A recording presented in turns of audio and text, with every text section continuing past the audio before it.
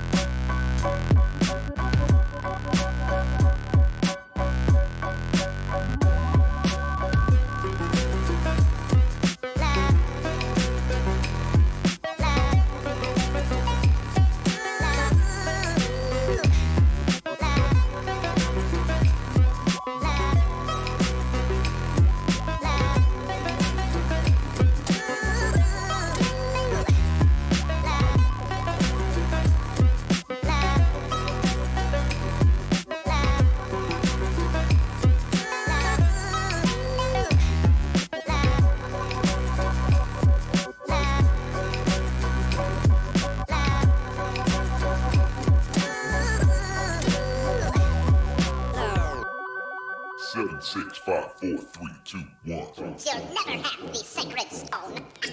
Oh, this you crazy mother.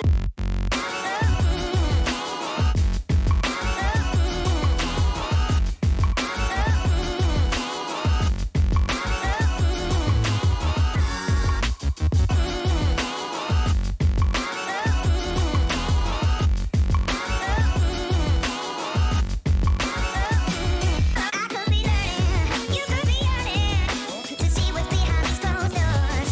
But I promise you, baby, I'll always be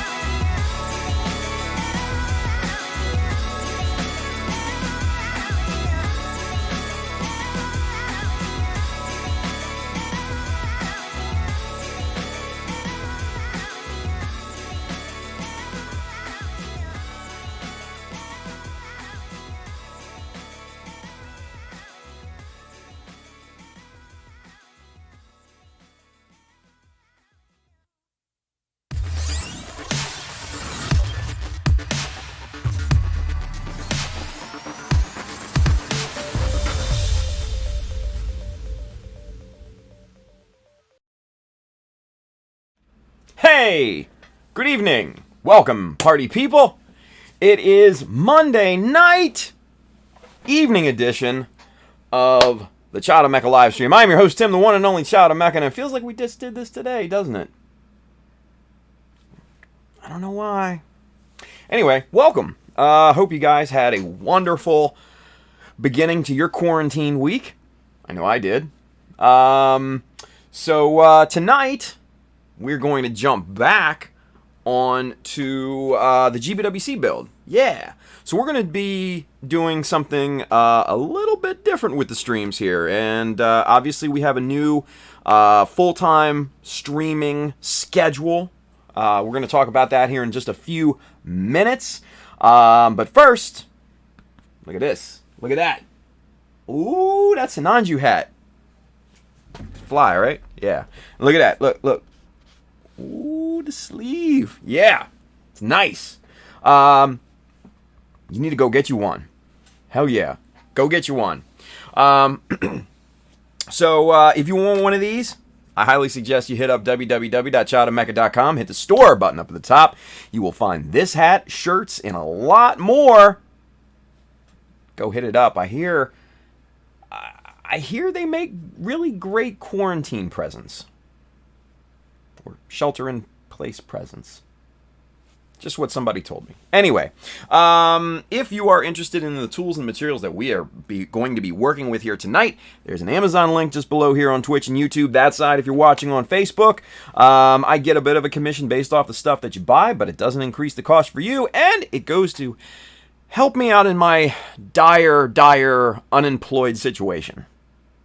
So, go load up if you are inclined to do so. Aside from that, if you need kits and paints and accessories, the amazing Mecha Decals, just hit up our good friends right down here, Adam and the fine crew down at USA Gundam Store. They'll definitely have what you need. Just real quick, I mentioned it on today's stream, but not a lot of you are on there. Well, maybe some of you. Maybe a lot of you. I don't know. But Mecha Decal Sheet 2 is going to be shipping this week. Yeah. Yes. So, if you've got your pre-orders in, expect to see that probably sometime this week. I know Adam and the crew down there are getting slammed with orders from everybody being cooped up in the house and everything. So, if for some reason you don't get it this week, be patient. Be patient. They are going out, though. They are going to start to go out this week, though. If you haven't gotten your order in yet, what's wrong with you? What are you waiting for? They're the best decals on the planet. Printed by our good friends at Cartograph in Italy. And mind you, we got them before all this happened, so they're clean. Don't worry about it. We were actually waiting on the packaging and everything, but Adam got word over the weekend that the packaging is going to be delayed, so he's just going to go ahead and send them out without the packaging. So, and I just mean the toppers, with the Mecha Decal logo and everything like that. So, it's the piece you throw away anyways, They'll still be in the bag, so don't worry about that. They'll be well protected. They just won't have the topper on it, which, I don't know, as a graphic designer kind of sucks. But you guys need your decals, so go get them. Go get them. Well worth the money. Well worth the money. Yeah, let's talk about streaming schedules, shall we? So if you guys didn't see the social media post that I had put up earlier, there is a full-time streaming schedule now, and we're going to be going live Monday through Friday, every weekday, Monday through Friday, 3 p.m. to 5 p.m. So that's going to be the early episode. We're going to go 2 hours like we normally do. And we're going to be working on the Team SD build-off until the conclusion of that, and then we'll just jump on something else. Something fun. And that's actually going pretty well. That's going quickly. So if you haven't tuned in for those, definitely jump on that and take a look. Because I think that little SD guy's coming out pretty good, right? So check that out. And then on Monday and Wednesday only, we're going to do our normal stream here at 10 p.m. To 12 a.m. Eastern U.S. time. And we're going to be working on the GBWC build for those 2 nights. And then on Friday, we've moved Mechanism to a weekly stream on Friday. So we kind of keep everybody involved, keep everybody getting social, all that good stuff, right? So tune into that. Maybe we have some deep, meaningful conversations, some DMC as Chris Pabs so eloquently has coined it. Yeah, who knows? Who knows? Kenneth Sim says the early stream not on YouTube and date 19th. What? No, the early stream's on YouTube today. I saw it on there. Refresh your stuff, Kenneth. Come on now, buddy. Let's see. Let's double check. Let's just make 100% sure. But let's see. Oh, and YouTube, I'm gonna tell you what, guys. YouTube is getting hit hard. Their connections and everything, their servers are getting demolished right now. Let's see. Yeah, so that's interesting.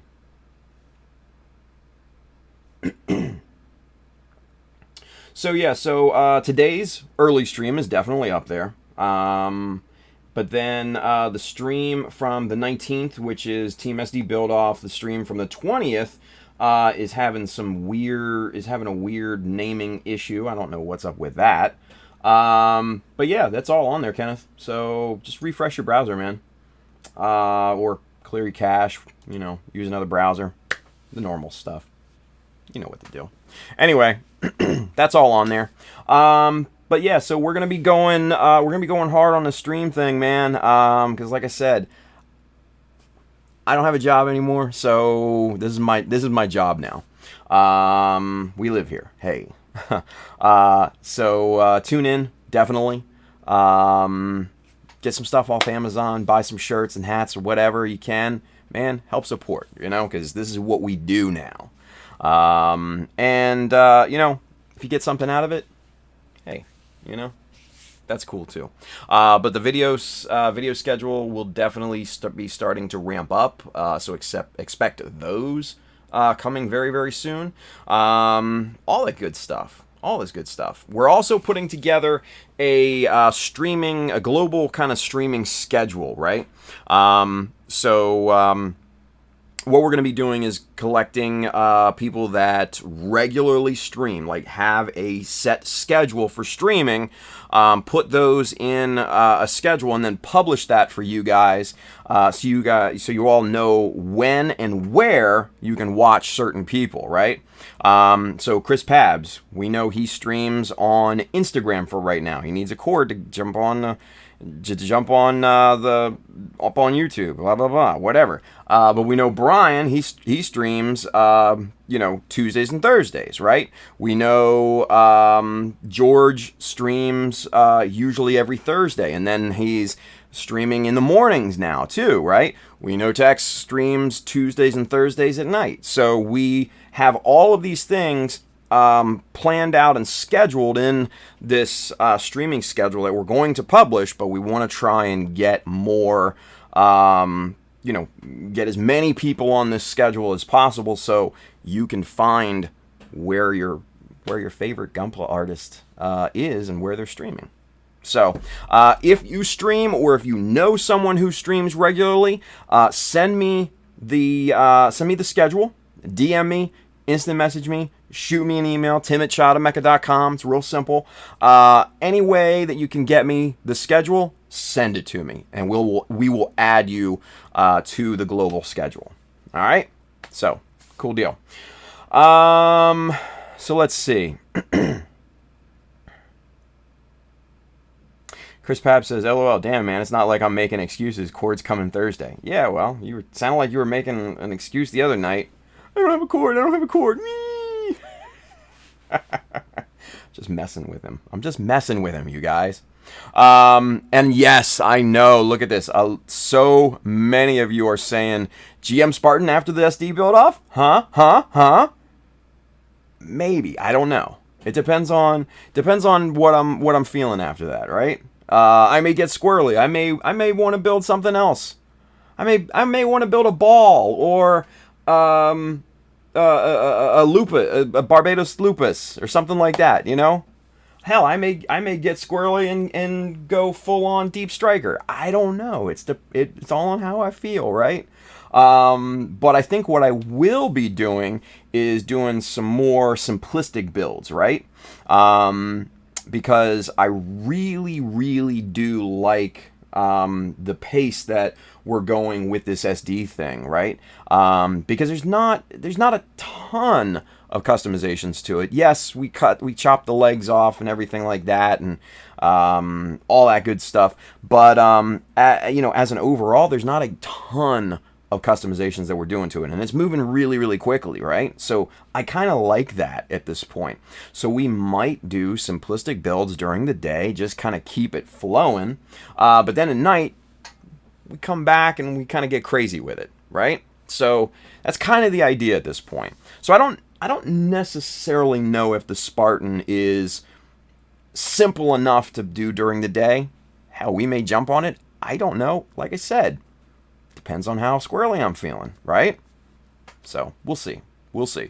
I will definitely give the GM Spartan consideration. Let's put it that way. You have my word, Bill, and everybody else who requested it. So Kyle H says, are we going to be working on the Justin nipples tonight? That's kind of an inside joke between me and Kyle. Kyle was nice enough to put together kind of a cataloged listing of topics that we've covered on past live streams, and he's gotten pretty creative with describing how the topics and stuff, and one of them just happened to be just the nipples. Ask him. Don't ask me. Ask him. That's all him. But it was still funny. Sam L, slip in the DMs. Yeah, hey, whatever it takes, buddy. Sorvon Zero, he's over there on Twitch. He says, you got that naked Hayaku Shiki sitting around? I do.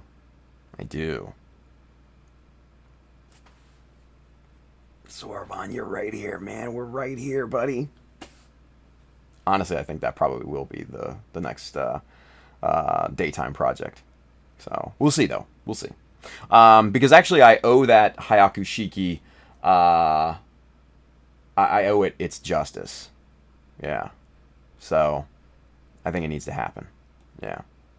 Donnie Baxter, Mr. Art Inc. by DB, he's over there on Facebook. He says, good evening, Mr. Mecha.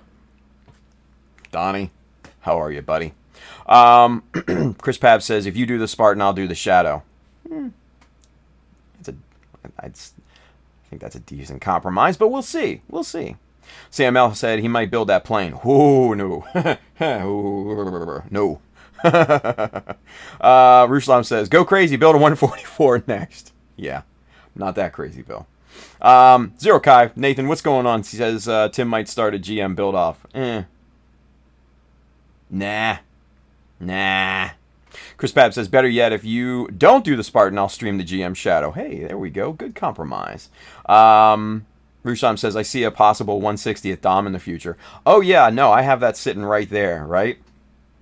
I don't think that's a simplistic build, though. Trust me. I think that's one of those things that are just like, oh, my God, he's tackling that type of thing.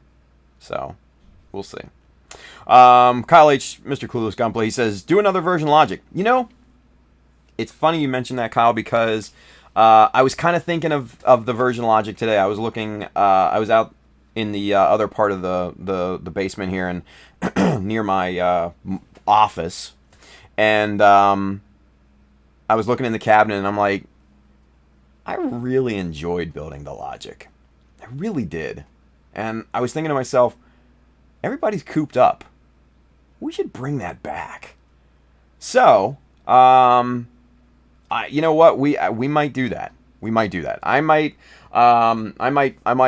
ping the boys for Gunpla Talk, and we might talk about that. We might talk about that because I think the original Version Logic project was a huge success with getting people kind of accustomed and getting their feet wet in scratch building and customization and kit bashing and all that good stuff. So if we do another one while everybody's cooped up and got nothing else better to do, man, it might be kind of a good kind of big group project, right? I don't know. We'll see. We'll see. I'll ping the boys and plead the case. All right? I'll ping the boys. Drew Ermax over there on YouTube. He says, "Hey, Tim, do you reckon GBWC might be canceled this year?" We've talked about this before, and honestly, I hope that it is. And the reason why is because, people are going to be so behind with things. They're going to be starting with a handicap, basically, right? You look at the folks in Italy; they can't leave their house. They can't even get like mail and stuff, like normal everyday supplies, right? So how are they going to come up with a GBWC level build with close to no resources, right? And mind you, the Italians are obviously an extreme case, but all of the participating countries are feeling this thing, right? So, honestly, I do hope that I honestly hope that it gets canceled. I do. Simply because it just won't be a level playing field, right? And I don't know if the quality will be up to past years. So, yeah. I honestly hope that I hope GBWC, I hope Bandai cancels it this year and just says, hey, you know what? We got to worry about more important stuff. Let's go make another P Bandai unicorn or something. Anyway. Greg Blair 88, he's over there on YouTube. He says, hey, Tim, what's up, Greg? Donnie Baxter over on Facebook, he says, I would love to get in on Version Logic. Let's go! In big caps. Like I said, Donnie, I'm going to ping the boys at Gunpla Talk and we're going to see. Yeah, we'll see. Brandon G, GM build-off would be cool. You never know. Kyle H, I'm down for a Version Logic build. Nice. Bill, Mr. Ruslam says, who knows on GBWC? It may be very condensed if they do it. Yeah. Zero Kai, what's a Version Logic build? It's a thing that our boy Josh Dara came up with just as kind of a stupid nightly thing that he did. And he thought about what a Gundam would look like logically. And he came up with this cube with a cannon on it and a couple thrusters in the back, and that was it. Like, that was the logical design for a Gundam rather than a big, walking, talking robot or whatever. Rock'em Sock'em robot or whatever. So we all kind of took our own variations on it and just ran with it. Some people, like I built a Granddad Gundam Version Logic, and some people built gun tanks, some people built gun cannons. I know Merritt Philbin, he is actually still working on his Sazabi Version Logic, and it was just a really kind of a big thing. There's actually even a Facebook group, Gundam Version Logic Facebook group out there, still on Facebook. And it was just a really, really cool thing, and it was kind of an exercise in scratch building, kit bashing, modification, all that fun stuff. So, yeah, I would love to bring something like that back and just kind of pass the time. So, we might make that happen. We might make it happen. Sam L, that is what I was wondering, Zero. Yeah, and Zero Kai and Sam, Kyle says, check out Tim's website for his build. It's pretty cool. Yeah, and it's completely scratch built, too. It's right in the gallery, and it kind of better explains the history of the Gundam Version Logic. It's really, really a cool little stupid thing that we did, and it was just a lot of fun. Kyle H says, it's a great design idea and learning experience. Yeah. Ruslam says, was Josh the one who instigated the Version Logic at first? Yes, he was. Him and his just ideas. Yeah. Z, Mr. Mr. Gumpler Ronan, he's over there on YouTube. He says, hey, y'all, what have I missed? Not much, man. We just kind of went through the rundown like we did earlier today. Gary, Mr. YRAG Gumpler, he's over there on Facebook. He's waving hi. What's up, Gary? Good to see you, buddy. So, cool. All right. So, now that we got all that stuff out of the way, kind of got updates and everything, let's get to working, shall we? Let's go camera 2. Ooh, we got that box. Can't have that box. Get rid of the box. Go away, box. There we go. All right, let's get rid of the hat because we're going to need our eyes here in a minute. Where are the eyes? Damn it! Somebody stole my eyes. Superset, did you steal my eyes? It's probably not even on. It's probably not even on Twitch right now, but he'll be here soon, right? He'll be like, what'd I miss? Fucker stole my eyes. I think I know where they are. He's still running with them since he's not here yet. Yeah, maybe. Oh, there he is! There's Superset. You steal my eyes? Actually, I know exactly where they are. I gotta go get them. So, nobody move. Stay right there. This is where we're gonna be working on tonight. The arms. We're gonna turn and burn on these arms. So, stay right there. Don't move. Don't you move.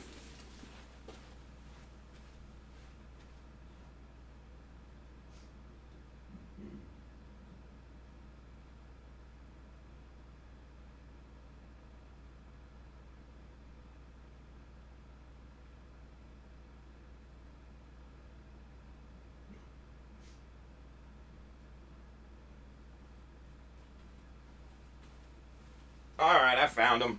I got him. Here we go. Let's get to work, shall we? Alright. Sweet. Whoo, boy. Brandon says it's with your lost pencil, right? Not the Zoomers.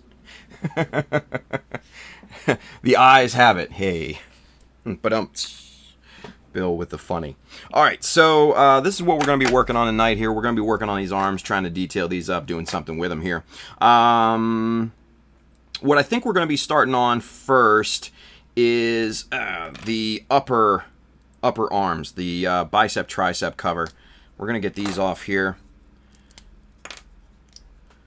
We're going to put the arms off to the side. Now, the normal Justa covers here, that's not nearly zoomed in enough. Y'all need some super zoom in your life. We're gonna get zoomed out here and prep for the super zoom. Here we go. Let's get the box. And 5x. Bang! Bangarang. There we are. Alright, so this is what the normal Justa covers, upper arm covers look like. They've got this kind of indented detail here. They've got, this is actually raised just slightly as opposed to this surface here. So I want this to be completely flat, right?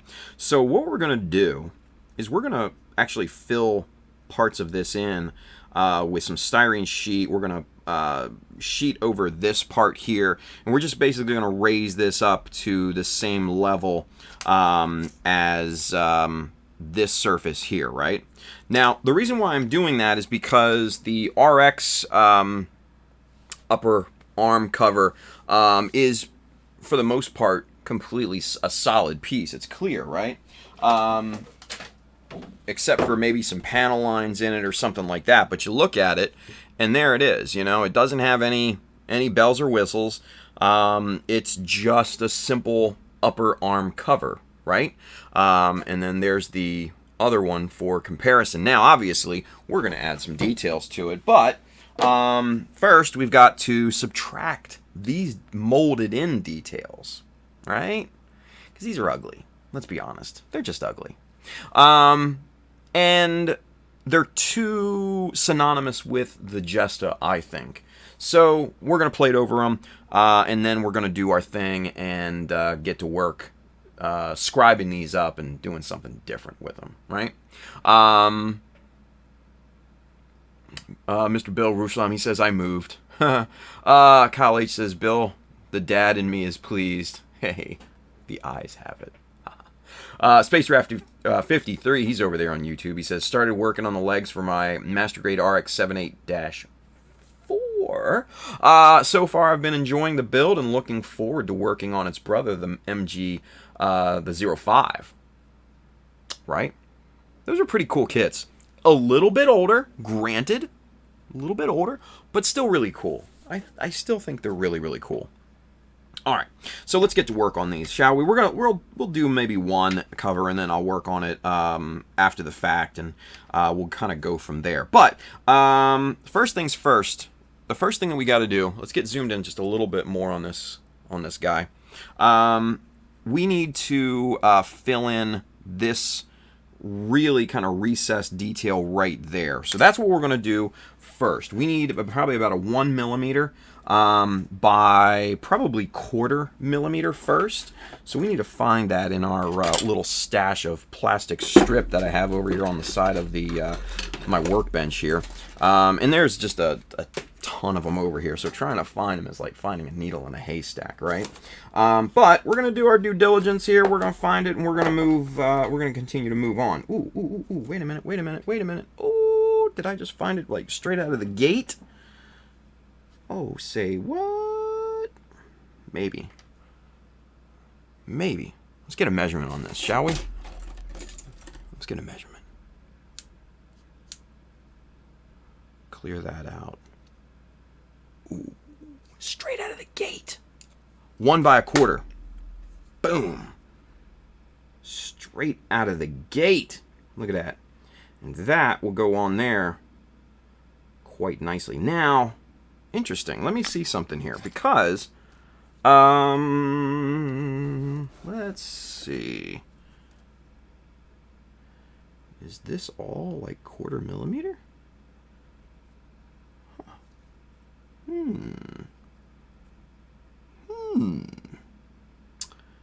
Okay, so what we may be doing is a change of plans. We may be doing something completely different. And I think that's probably going to be a better idea at this point. So, Julius Dembski.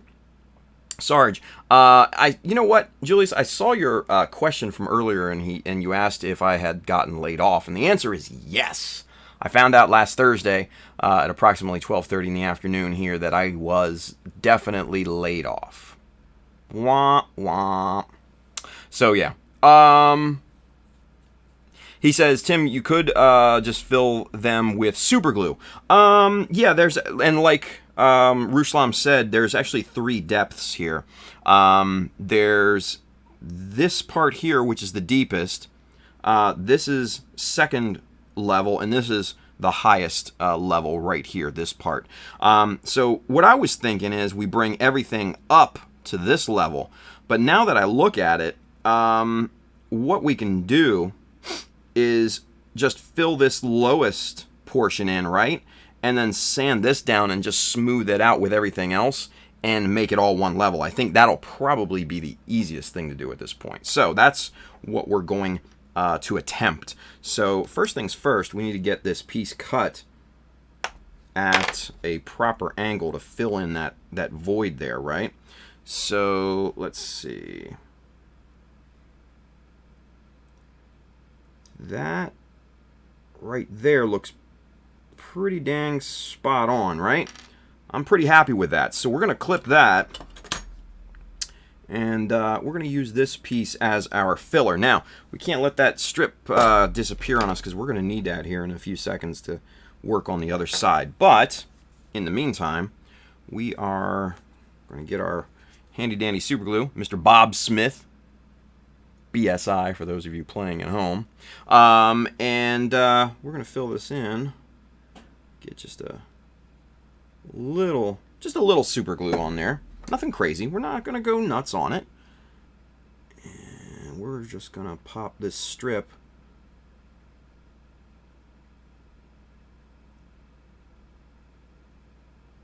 right in there.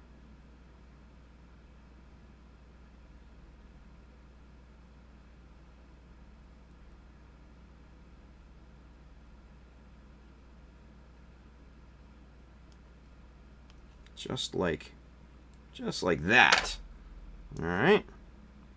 So that's pretty dang good looking right there, if I do say so myself. And we're going to clip off kind of the low-hanging fruit, if you will. And we are going to just trim this bad boy with the same angle as everything else here. And that looks pretty dang good, right? Now, believe it or not, this this strip is now the highest point. Because here I was thinking that everything would be in increments of 1/4 millimeter, but it's not. It's a lot thinner than that, right? So that's what we're going to work with. Yeah.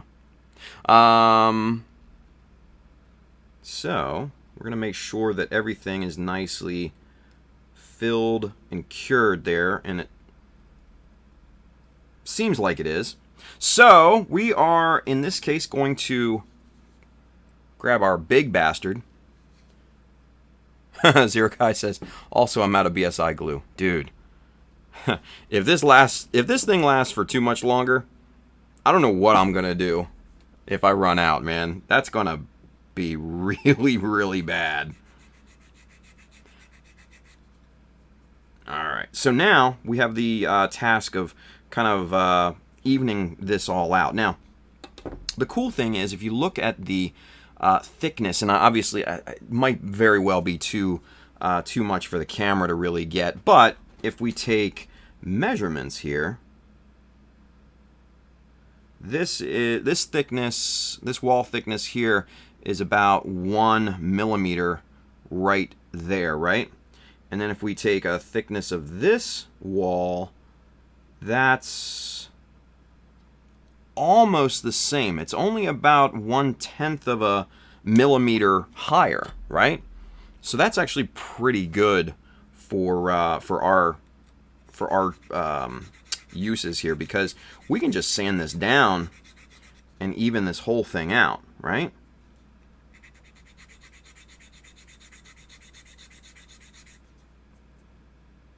And see, and that's getting pretty good right already. So we just need to sand this down, smooth this out, and kind of blend the surfaces, right? We just need to feather it. That's all we really are going to need. And see, now you can even see the lower surface starting to catch that file, right? That's exactly what we want.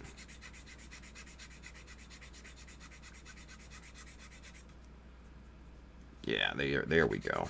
Now we're in business.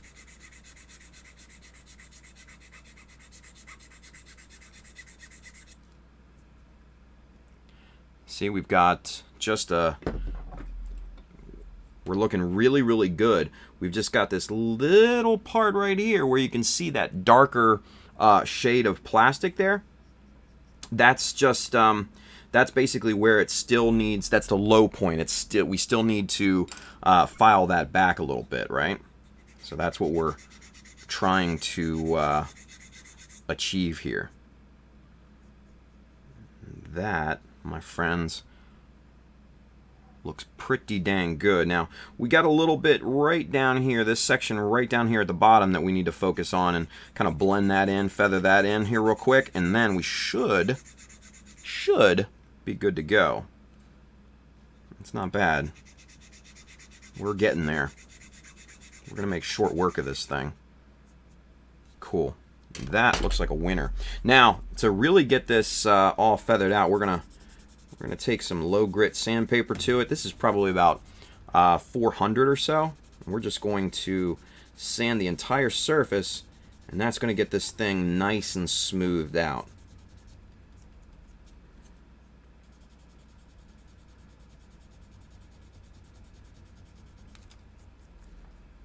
Yeah, see, there we go. That looks pretty dang good. Now we'll come back with a much higher grit. This is probably about 800 or so, and just make this surface nice and smooth here.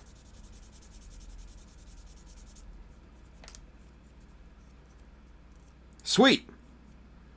So that, my friends, is now one consistent level.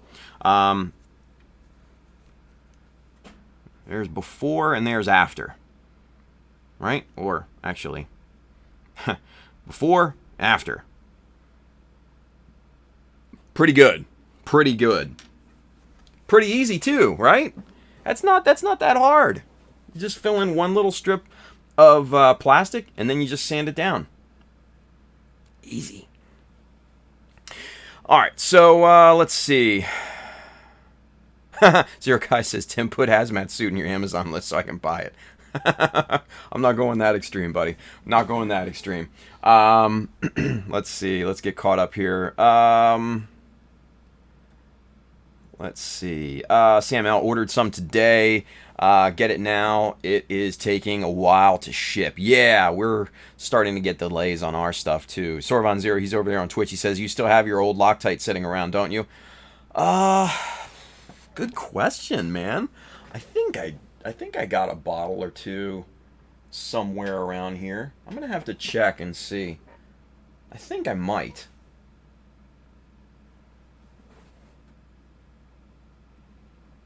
I feel like that John Travolta meme, like,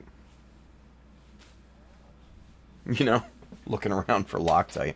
Kyle H says, I think I'm running out of the thicker glue, going to have to use the super thin BSI. Whoop. Julius Dembski says, oh man, so sorry. I hope that it is just a temporary for you and everyone else who have been laid off. Man, you know, I hope so too. I hope so too. You know, we've been talking about this since probably Thursday or so. And honestly, you know what? This may very well be a blessing in disguise that I don't know. You just got to kind of wait and see, right? We got to ramp this thing up, and we got to ramp it up quick. And then that will be kind of the true teller of all of this, right? So, we'll see. We'll see. But, I mean, for right now, we'll be all right. Ruslam says, Amazon is still delivering what they have in stock, so you can probably still get some super glue. Yeah. It might just be delayed, though, you know? So, that's the only thing. Creeping Freely for you, Miss Baby J. She's over there on good old YouTube. What's up, John Lynn? She says, what part are you working on, Tim? This is the upper arm cover for the Jesta. We're working on the GBWC build this evening. Let's see. Zero Kai says, question, can you hit low points with lower grit sandpaper? Sure. Yeah, absolutely.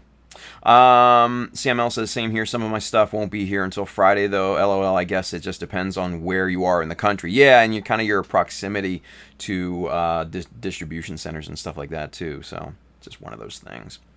Rustam says, also, if you can't get BSI, the Superglue Red works great as well. Yeah, or Loctite Ultra Liquid Control, because that's what I used to use all the time anyway, so... Yeah. Jean-Luc Rui, he's over there on Facebook. He says, hey-o, what's going on, man? Greg Blair 88, he's over there on YouTube. He says, I was just looking on Amazon, and it looks like if you get the BSI glue quick, you may be able to get it by the 26th. Yeah. I mean, I'm good for right now. There's probably at least 3/4 to 2/5 left in this bottle. So this is actually pretty full. I'm just speaking if this goes prolonged, you know? So, I'm just one of those things.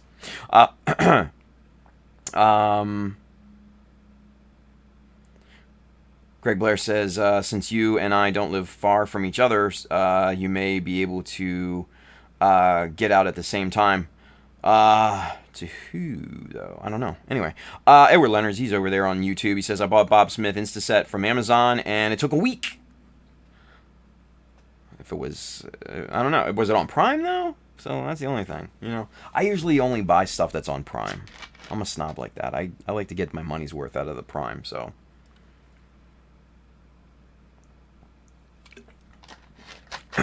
Whew. Man, these double days got me talking, you guys. Woo! Got me talking all day long. All right, so we've got this side all filled in, cleaned up, looking good, looking pretty, nice and smooth. You can do a fingernail test, and you can see just nothing is catching. And you can see the indent. You can kind of see the marks that the fingernail left there, and it's just sliding over like it's nothing. So that's completely filled. If you were to hit this with primer right now, it would be one completely flat surface. It would be perfect, right? So let's do the other side here real quick, and we'll get going and start detailing this thing. So we're gonna cut another strip of plastic here, and let's see if that fits straight out of the gate. Look at that. Like butter. Like butter. It's perfect. Boom. Clip that. Set that off to the side. Okay. Get our super glue here.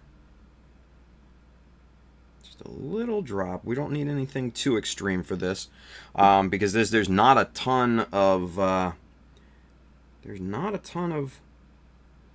space to fill in here, right? And we need to be very careful with placement because there's not a ton of tolerance either.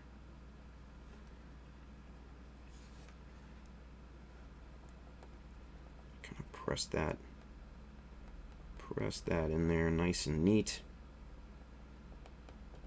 Make sure that super glue fills everything in, gets it nice, and we'll clip off the low-hanging fruit. Just like that, and like the other side here, we'll trim this at the same angle as everything else here.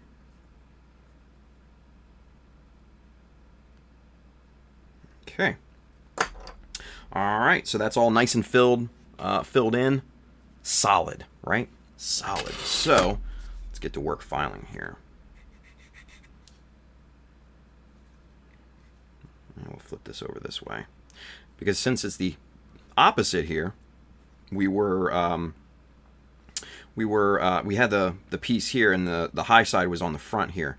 This time it's going to be on the back side, but that's okay, not a big deal.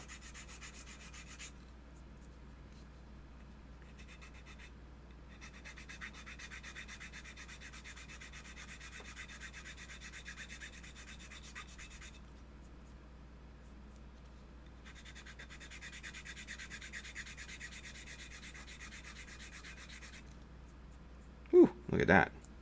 Kind of in one fell swoop there. That's looking good. Alright, so let's go in with our sandpaper. This is our coarse sandpaper, probably about 400 or so.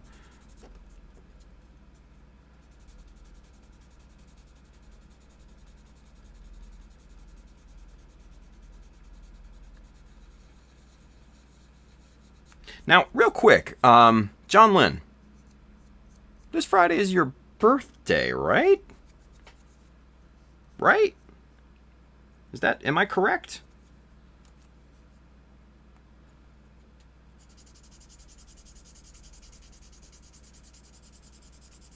Is this Baby Jay's birthday stream this Friday? Not sure, if I remember correctly. Anyway, all right, so easy as that. Look at that. Just bang, one fell swoop. Yep, it is. Look at that. And then you can see kind of there in the highlights how we just did the fingernail test going over this thing, and nothing catches. So it's completely smooth, right? So now we can go to work, and we can really kind of make this look really nice and detail it up and all that good stuff to where we want it to be, right? Let's see.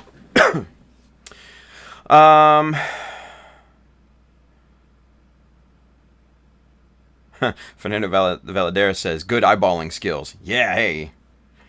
you do kind of get better at eyeballing different angles and distances and stuff like that after you do it a while. So I'm actually usually pretty lucky with it. So Space Rat 53 says, not sure what's going on with YouTube as of late. With all their algorithm changes, they keep making to censor/hide videos they don't agree with, but I didn't find any mention of your streams today. I don't know. Like I said in the early episode today, we had to switch over to their new streaming platform in the back end of YouTube. It's the YouTube events rather than the YouTube Stream Now, I think it was called. The one that we used to stream through was going to be phased out anyway, so we were going to be forced to jump into this new one at some point. So we jumped into it on Thursday after the snafu, or was it Friday after the snafu with the live stream during the day. And yeah, some people aren't seeing notifications, some people aren't seeing it in their subscriptions and stuff like that. I'll be honest with you, the best thing that I would say to do is make sure you hit the bell icon next to subscribe on mine, so that you should get the notifications and everything when we go live. But with the streaming schedule locked in, do you really need the notification? Do you? Probably not, but still, I get it. Fernando Valadares says, I would have cut one, then measured the rest and cut four together, but this works just as good. Yeah, and it's something that we just fill in. The rest is going to fill in with super glue, so it doesn't have to be super accurate. So it's just one of those things. If I needed to be super accurate, I probably would have done the same thing. But this type of thing doesn't need to be. John Lynn says, well, it's on Monday, but Monday gonna suck, so we do it Friday. Okay, rock and roll. Z says, getting roasted on John Linnism on Friday. Nice. Ruslam says, YouTube is having issues keeping up with all the bandwidth needs recently. Yeah, that's also a thing too, because they're, like I said earlier today, their servers are probably just getting demolished in terms of traffic. I know Restream has been having connection issues with YouTube as of late. Luckily, it hasn't hit us, but they have kind of a known issue banner on their dashboards and everything when I log in and everything to set up streams and everything. So, yeah, they're getting demolished with all the traffic and everything too. So you never know. Greek Knockos is over there on Twitch. He says, "Crap, forgot about the stream. How dare you, sir?" Thanks for watching, though. Chris Pabs says, been busy getting this new workbench done. What did I miss? Nothing, man. We're just talking trash about you. Yeah. Right after it says, you missed all the trash talk, Pabs. Right? No, man. We're just working on this upper arm. We filled in the little details and stuff like that on both sides, and we're going to detail this thing up here in a few seconds. Let's see. Simon Lamb, he's over there on YouTube. What's going on, dude? And he says, and now the GBWC might be extended another year, we might have to take the current build further to make it worthy of an additional year of effort. Maybe. I don't know. Maybe. Kyle H says, extended or possibly postponed? What's the difference at this point? Ultraman Dyna, Mr. Luis, he's over there on YouTube. He says, I didn't either. Oh, didn't get the notification. Yeah, for those of you that didn't get notifications, make sure you hit the bell icon. You should get notifications that way. But who knows? It's YouTube, man. Just follow the streaming schedule. Trust me. It's out there for a reason.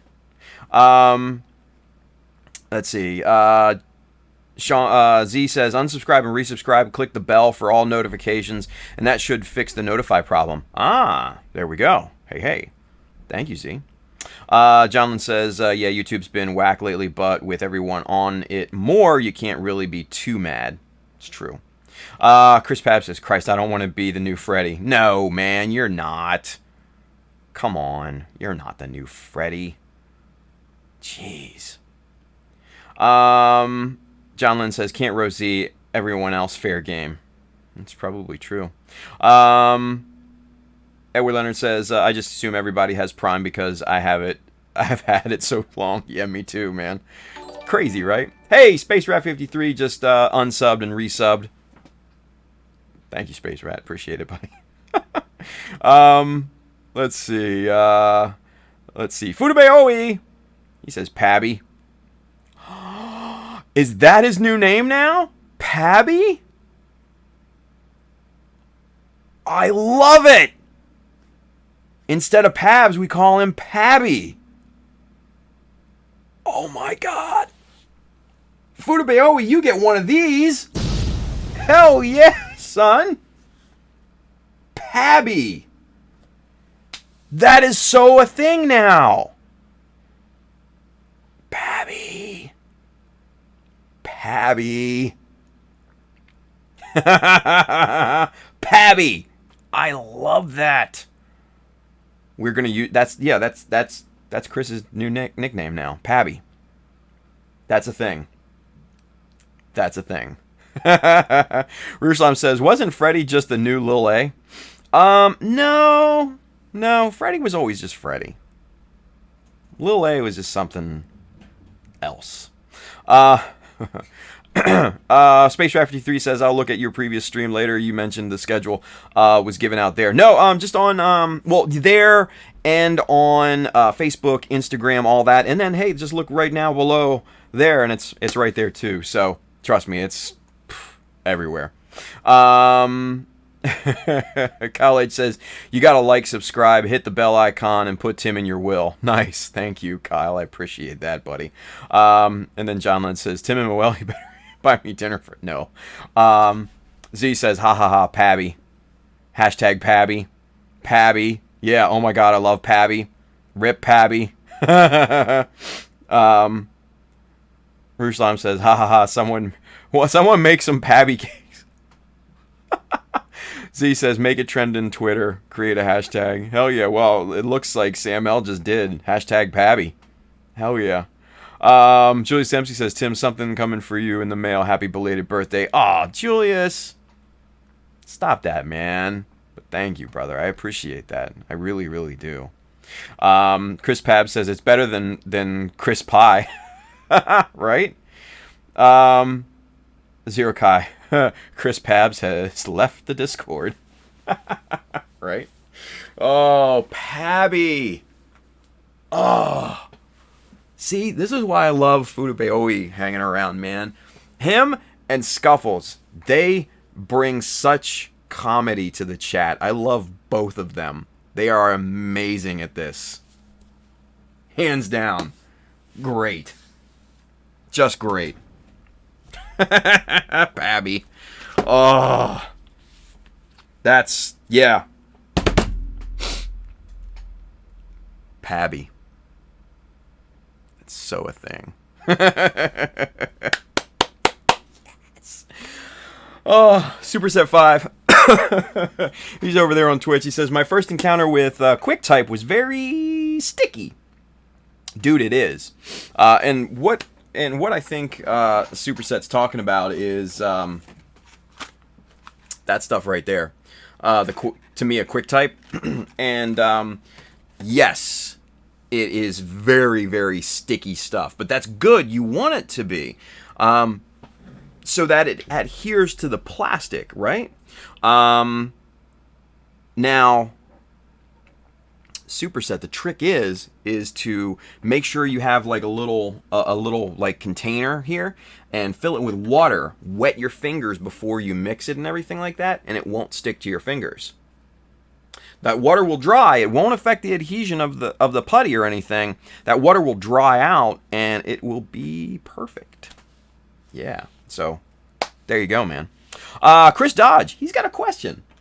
We have a question. Is green stuff okay for filler on SD and figure kits with exposed hollow spaces? Yeah, I think so. I think it should be. I know our boy Win, Mr. Paint Pusher over there on Facebook, he uses green stuff a lot. Like, a ton in his builds. In some cases, he's actually mixed green stuff with Tamiya QuickType, and he's done all that stuff. So yeah, I think that green stuff to fill in voids and stuff like that in SD kits and high grade kits should be perfectly fine. Just make sure it's a 2-part like epoxy putty and not like filler putty, because then you're just asking for trouble because that stuff has solvent in it. As long as it's the 2-part epoxy putty, perfectly fine. Edward Leonard says Little Timmy calls for Pabby to tell his parents he fell in a ditch. It's still pretty funny. I don't know if I like Little Timmy, but hey, it's still damn funny. Jonathan says, I want to try some of these techniques, Tim. Always inspiring to watch. Aw, Baby Jay. See? Baby Jay is awesome. Cheers, Jay.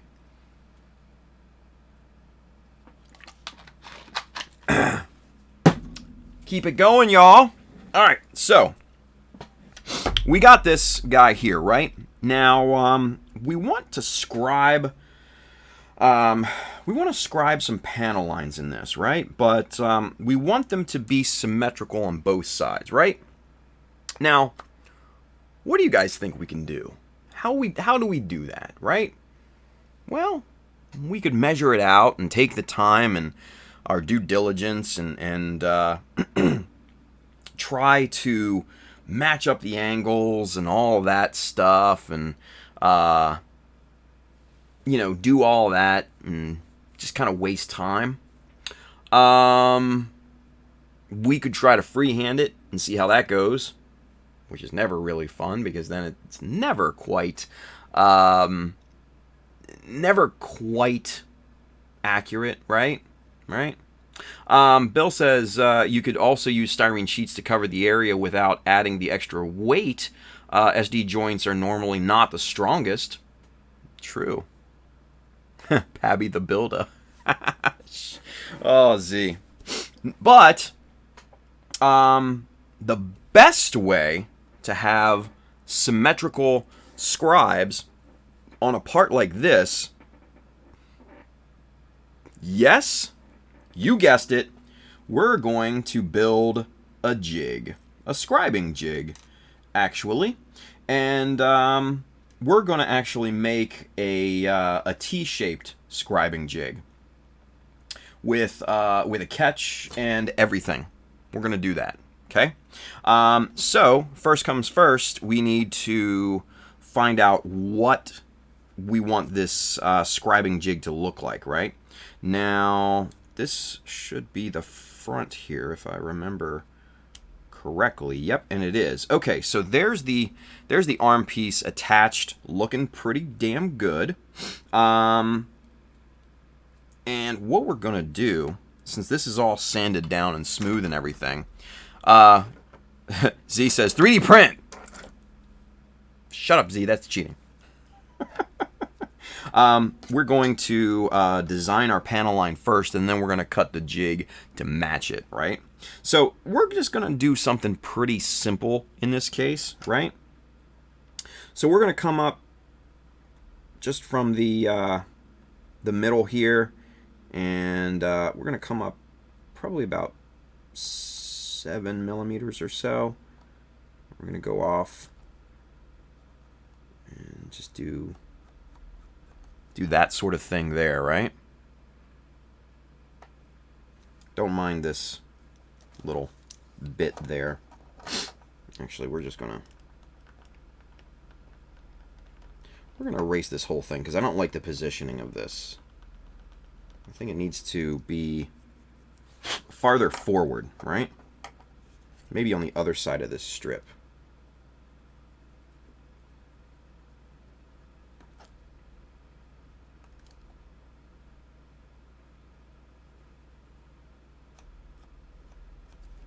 Just kind of like that.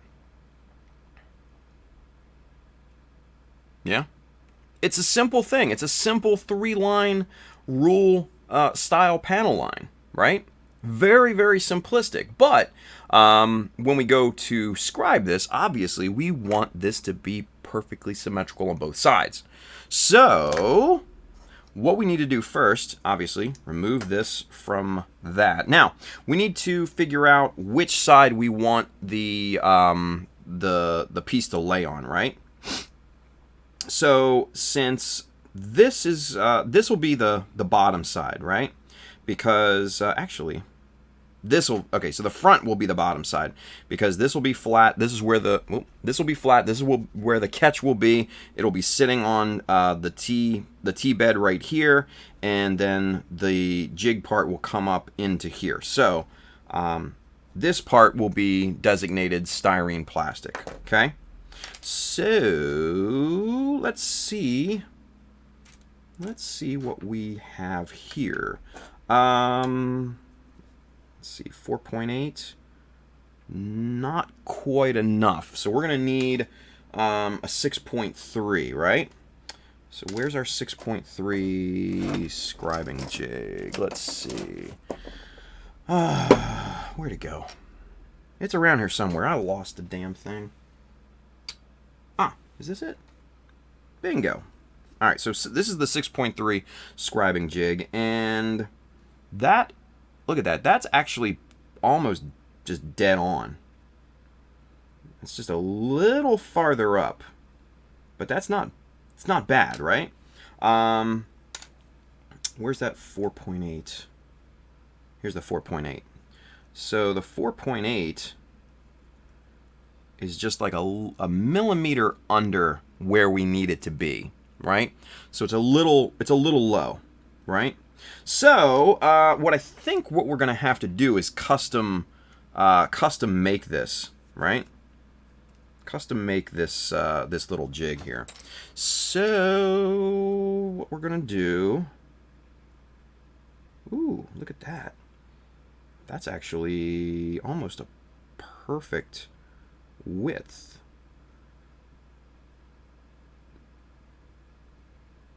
And you know what? That is a perfect width. What? Hell yeah. All right, cool. So we're going to use that piece, and we're going to get the chopper out here, and we're going to cut this down to what we need it to be. So first and foremost, we need to square off the end of this thing, so we know we're working with a nice square piece of plastic, right? And then we're going to unlock our stop block here, and we're going to measure out. Excuse me. Let's see what we need to measure out. Probably about 6 millimeter, 5.5 maybe. Let's go 5.5, and we'll see how this thing cuts. Right about there, and we'll get our stop block locked into position.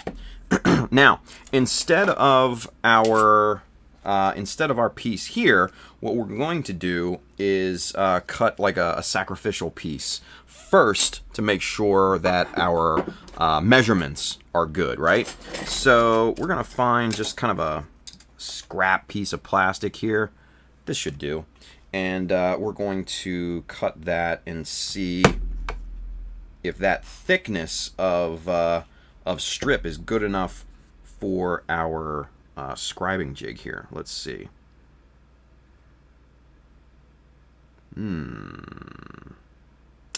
Where's the... Okay, we're going to get our 1, 2, 3 block out here. I'm going to put the chopper just off to the side. Now, we use the 1, 2, 3 block here because this is a nice and completely flat surface, right?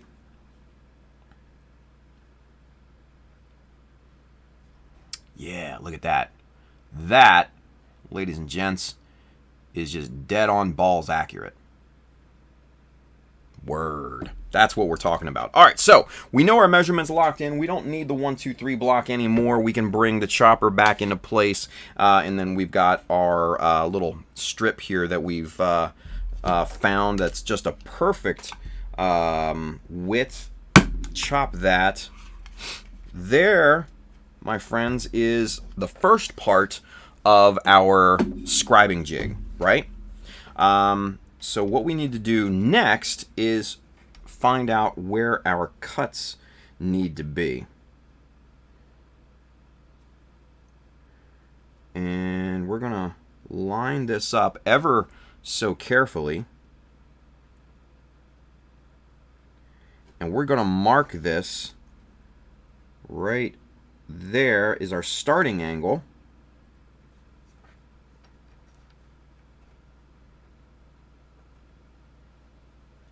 And right there is our ending angle. Okay? So now we need to find the height from this line to this surface. So right here, we need to find that length, or that height in this case. So we're going to dig into our other scribing jigs here, and we're going to see what we can find, see if anything matches up to that. Now this is a 3.2, and that's a little too much, or I should say not enough. So let's get a 4.0. That's 3.2 again. We don't need that. Here's 4. Let's see what that looks like. Ooh, look at that. Bingo. 4.0, dead on the money. So that's good for us, right? That's really, really good for us, because we can come along here. We can use this scribing jig, and we can just set this right in here, and we can just kind of draw out our design here, right? So our mark comes right down here. That's our end angle. So that's where the angle, starts on this piece, and right here is our end angle. That's where it ends. Now, we don't know what this angle is. We don't know the degree or anything like that. And it's not important to know that at this point. Simply because we're just designing this, and we're just going to kind of make it what we make it, right? So we can get our nippers here and just cut that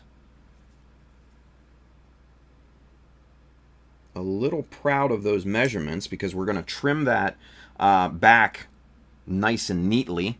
But there's the beginning part of our shape, right? Now, what we need to do next is grab one of our flat files here and just kind of refine these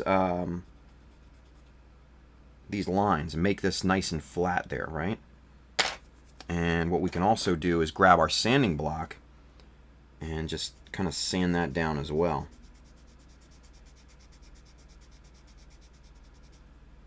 Just like that. Now, let's double check here and see where we're at in terms of the scribing jig itself. And let's use a little bit of a backing piece, because we need a little support on this thing. Alright, so what it looks like there, we're a little proud of that 4 millimeters, right? Just a little bit. So what we can do is we can take our hobby knife, we can just come in and just kind of chop the top off here.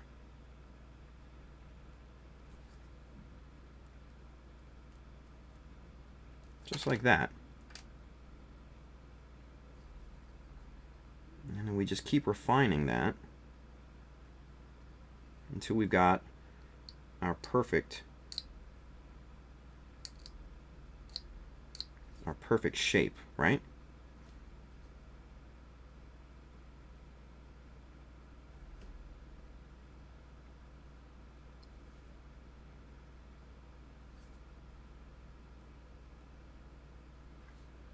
Okay, so there we go. Looking pretty good. Let's double check. And that, my friends, matches up with that 4 millimeters pretty damn nicely. Pretty good. All right, so let's check it with our original piece here. And that looks pretty nice. Yeah. That looks pretty nice. There we go. Cool. All right. Good deal. So we can get rid of all that. We can get rid of all that. That's all good. We need a nice flat plate like this. And all we really need, actually, this might be able to do the trick right here, this little guy. We just need something that is twice the width of our piece, right?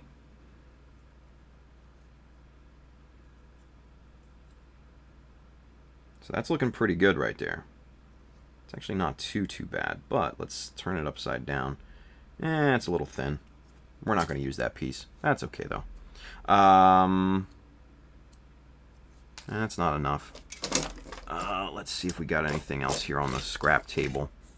Here's a decent little piece. Let's use this, yeah? Now, what we got to do is we got to flatten this out. Or, actually, let's just use this piece. Screw it. Done deal.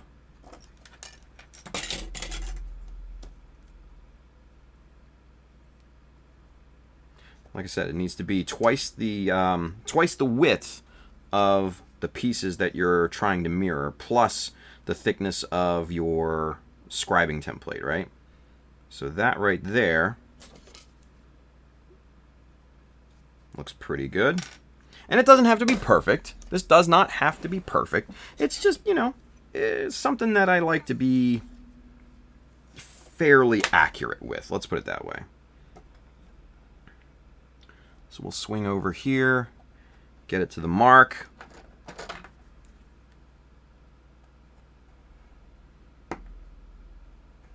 And just start to trim that down. All right, so we've got that. Snap that. There's our width, looking pretty good. And then we need, let's see, a little longer than our actual scribing plate here. So we're going to go probably about to there. It's about 2 millimeters over that length, right? Nothing crazy.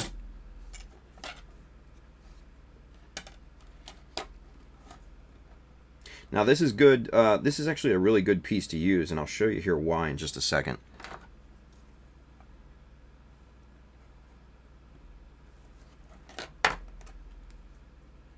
Scribe and snap. And now we're going to use this leftover piece as our backstop here. So that height actually looks perfect for this. So what we're going to do is we're going to turn this upside down to make it easier to cut.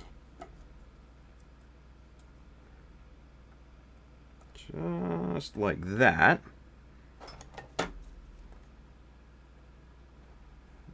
Score. Just like that. Snap this like that. And now we've got a perfect kind of L-shaped bracket there. Hey, Edward Leonard, thank you, buddy. $5. Look at you. I appreciate you, Edward. You're the man. You're the man. Very good stuff. All right, so what we're going to do... woo! Edward Leonard. Woo! $5 super chat. What? Awesome. I think that's my first super chat, you guys. Edward just popped my cherry. Woo!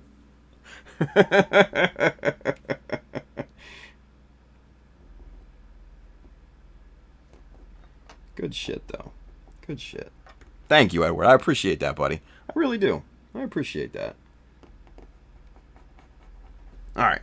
So we're going to clear that off. Now, what we got to do is find the length of this. This is 22, so we're looking for 11. 11 is our center point. And we're going to get that right there. We're going to make a mark just with our pencil on... at 11 millimeters right there. That's where our scriber scribing template is going to be glued into. Okay. Now, first things first, though, we need to glue up the backstop and everything. Ooh, there are magnets on that one. We don't want that one. Here's our good old 1, 2, 3 block. Actually, we do need this one, don't we? Because we need a nice right angle on this. Now, for those of you guys that haven't seen me use the 1, 2, 3 blocks, these are great. These are just, and let me zoom out so you guys can see exactly what we're working with here. These are just steel machinist's blocks, right? And this is a solid one. They come in with, they also come with drilled holes and stuff like that, so you can, you know, attach, you know, different things to them to help machining go easier and stuff like that. But I love these because they're nice and straight. They are, you know, at 90-degree angles, all that good stuff. And the cool thing is that you can set magnets on these, right? And watch this. Boom. Now, you've got a perfect 90-degree angle right here. 100% all the damn time, right? So what we're going to do is we're going to set our bottom plate right in there, just like that. And then we're going to come in and we're going to find 11 millimeters on the backstop piece here. We're going to mark that just like that. Whoa. So now, you can put a bead of super glue right down on there on the bottom, and that is it's a little thick. Put it on a little thick. So we need to take some of that off of there. Went a little bit overboard on that one, right? So we very, very carefully line this up. Ah, you son of a bitch. And it just dropped in the middle. Ain't that a son of a bitch.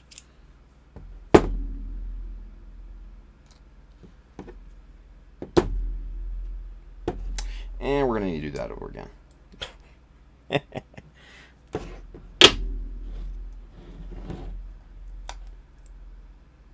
We're going to need to do that over again. Alright, so bottom plate, top plate, just a little draw of super glue right on there. Right there. Now, let me actually look and watch what the hell I'm doing here, right? Rather than trying to make it look good for the camera, we're going to line this sucker up right there.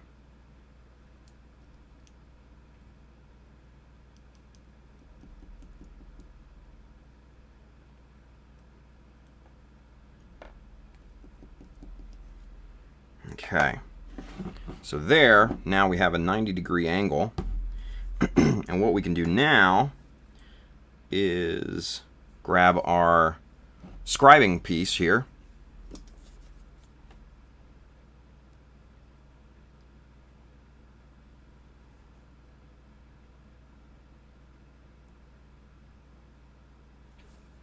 And lay that right in on that 11 millimeter mark.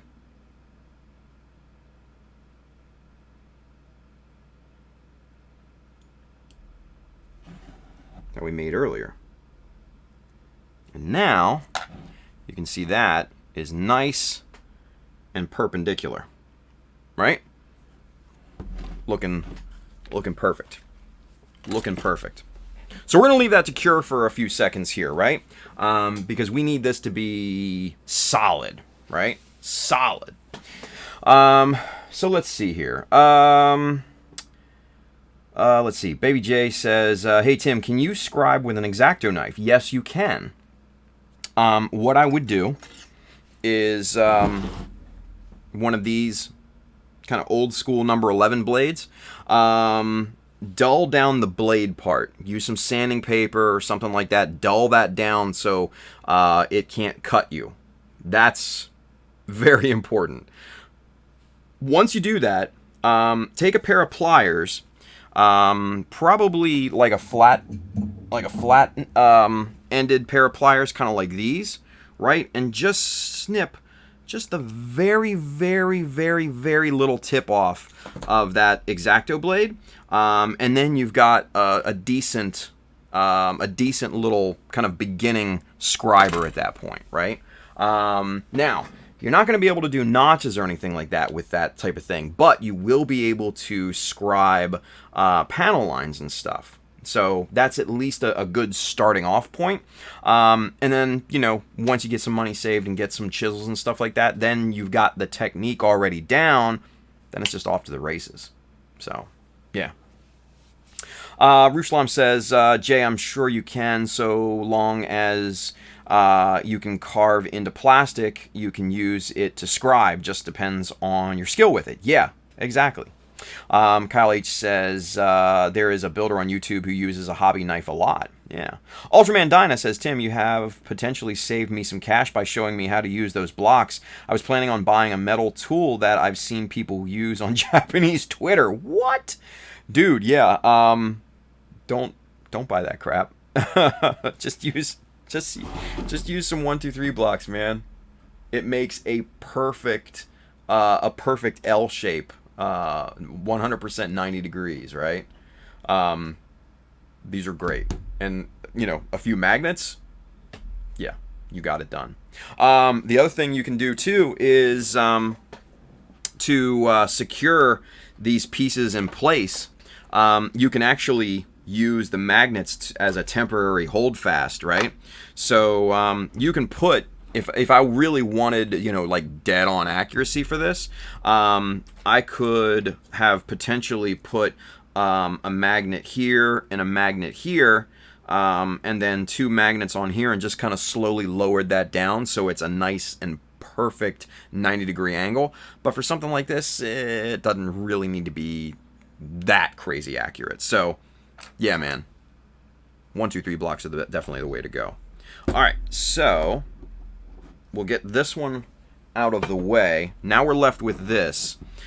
This is basically attached on here because the super glue leaked through to the other side, which is not a big deal because we can use our chisel blade to kind of pry this off of here, right? And it'll make really short work of this since the surface area is very low in terms of where it's stuck. And there it is right there. Boom.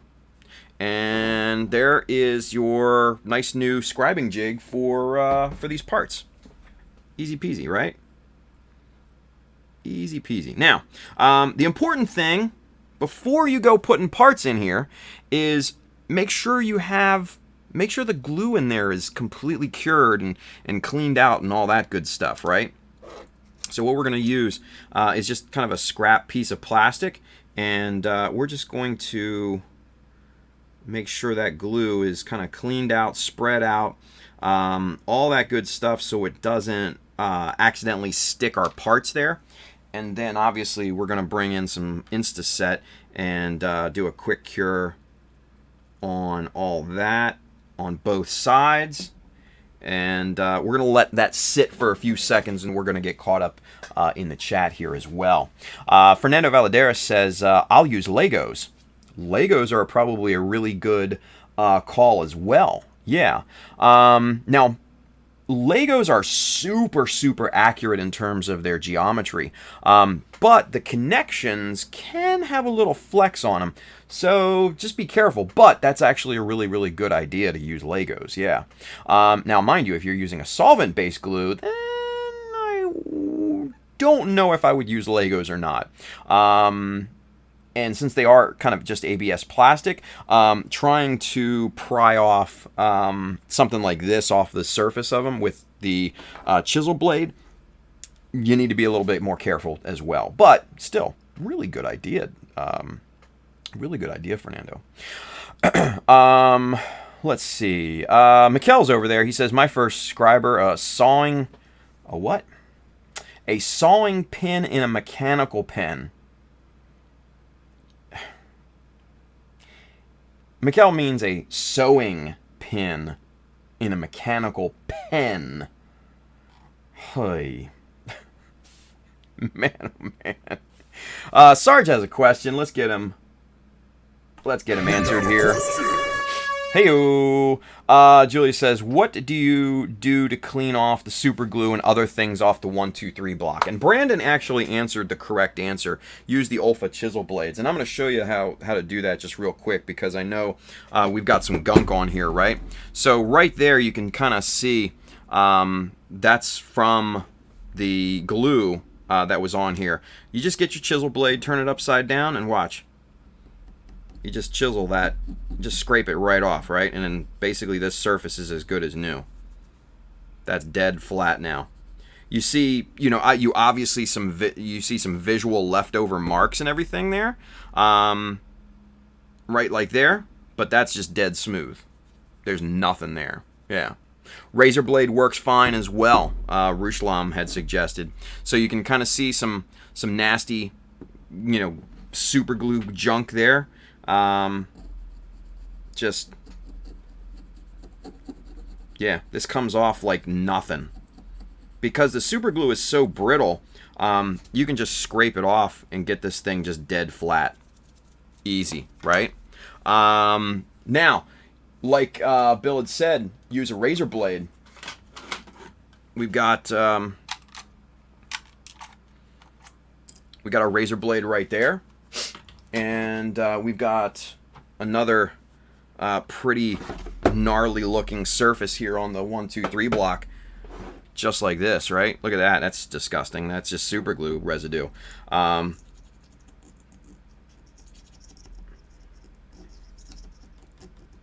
So the razor blade, I think, is maybe just a little more difficult, but works fine. Just got to get it at different angles. You also have to be careful, obviously, of your fingers, depending on the direction that you are scraping in. Yeah, the razor blade, I think, is a little more difficult, but it's still getting the job done, right? Ruslam also says acetone can also help clean them. Definitely. Yeah, definitely. But razor blade did the trick too. But for my money, I still like the chisel blade, because you can just come in here and just kind of, look at that, scrape that down. It's almost like scraping the frost off your windshield on a really cold winter day. Obviously, you guys in California wouldn't know a damn thing about that. Or Texas, Bill. Well, maybe, I don't know, Bill, you might. It does sometimes get frosty down there. But yeah, using the chisel blade, man, it just makes super, super quick work of cleaning off the gunk off the 123 blocks like this. And honestly, there's something weirdly satisfying in this as well. So now, that surface, like you saw before, that gunky stuff, that super glue residue, done and clean. Finito, right? So that's good to go. Anyway, Kenneth Sim says you can use a small fire to burn the super glue off. That is actually very true. You can use like a lighter or something like that, but just don't burn yourself.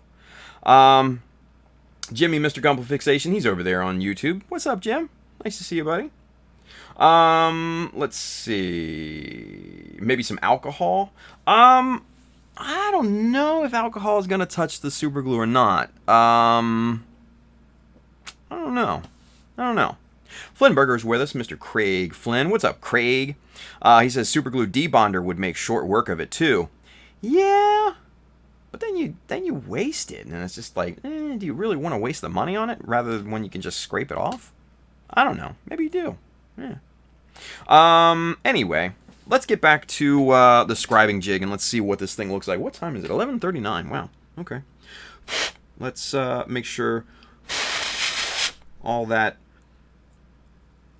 all that is dry and looking good. Yep, it is. All right, so now it's kind of the moment of truth, you guys. So now we slot our piece in here, and look at that. That, my friends, look at how dead on accurate that is. Yeah. Yeah, that is dead on balls accurate, as they say. That is going to make a perfect panel line. And then to scribe the other side, watch this. All you got to do, real simple, whoop, right on the other side, scribe the same thing, the mirror image of it, scribe that right on the other side. Simple, right? So that is the beauty of a T-shaped scribing jig. So you can match it on both sides. You can mirror your scribes, right? So let's give this a shot, yeah?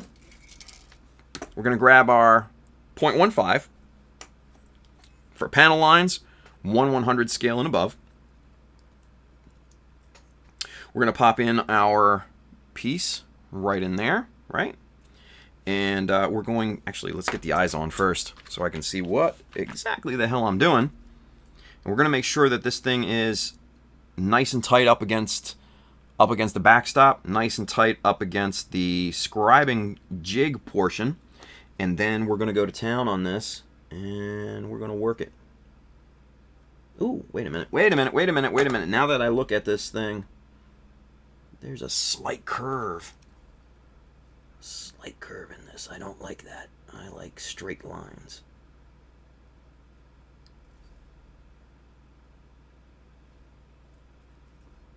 I like straight lines when it comes to my panel lines. I don't like curved lines where there shouldn't be curved lines.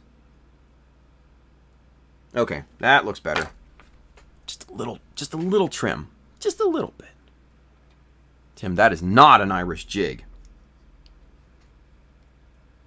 What? Okay. Sorry, Bill. Hey. Anyway, let's see.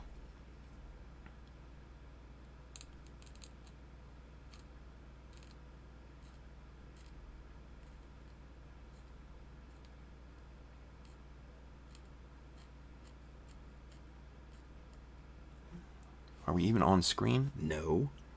Like normal? Okay.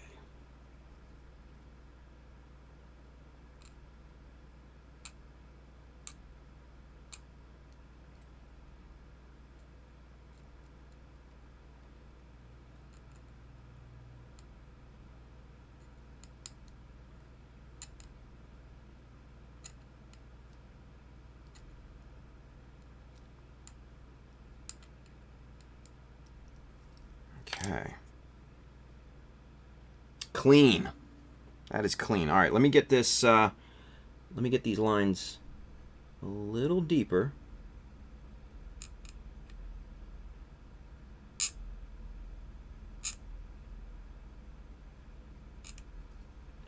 And then we'll sand this surface, and we'll show you exactly how accurate this thing is.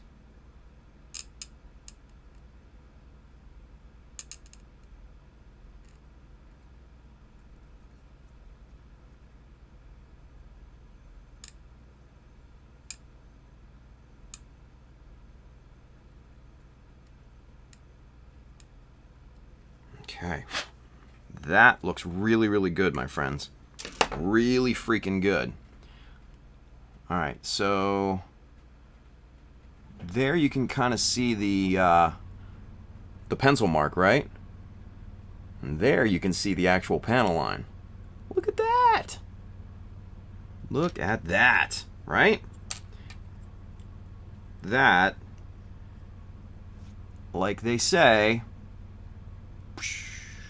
dead on balls accurate. Boom.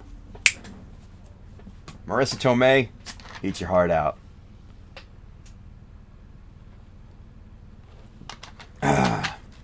Yes, sir. Yes, sir. That's how we make scribing jigs around these parts, you guys.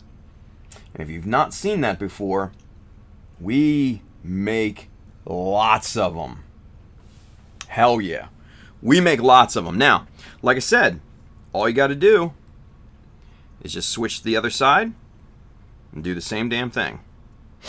Right? Let's do that here real quick. Let's do the same damn thing. What time is it? 10:45. Cool. We can get some notches in place here and the whole 9 yards. We can get this thing looking good in that amount of time. Make sure this is solid up against the backstop.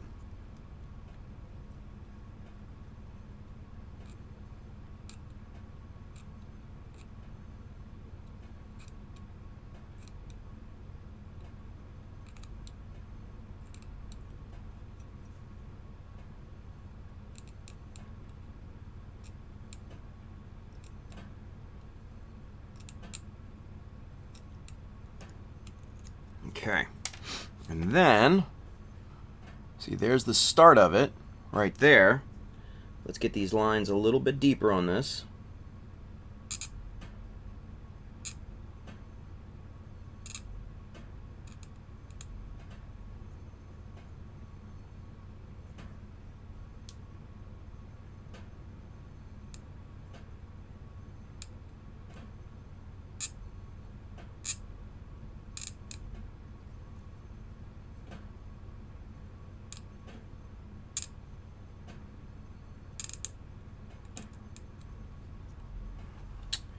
And let's see, there we go.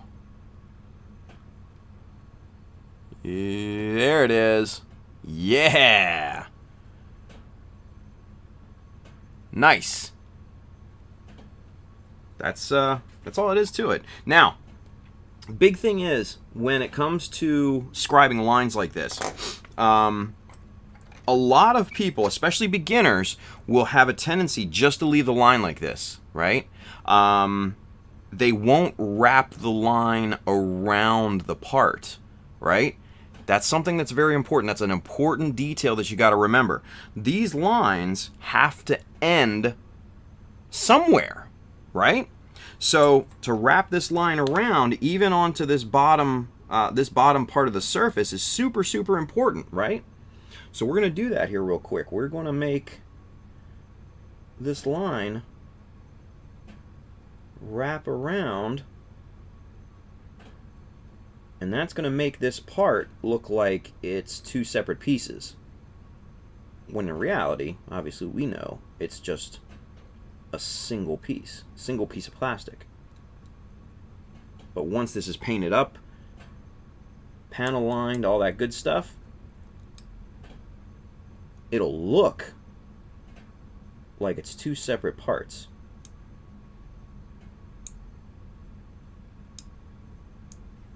I'm not even on camera. Shit. Sorry about that, you guys. There we go.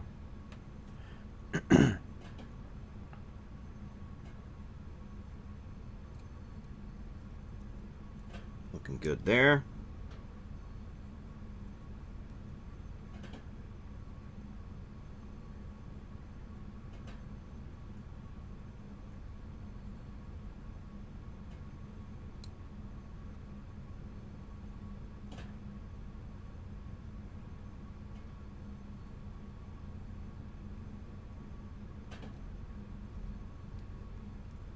Okay.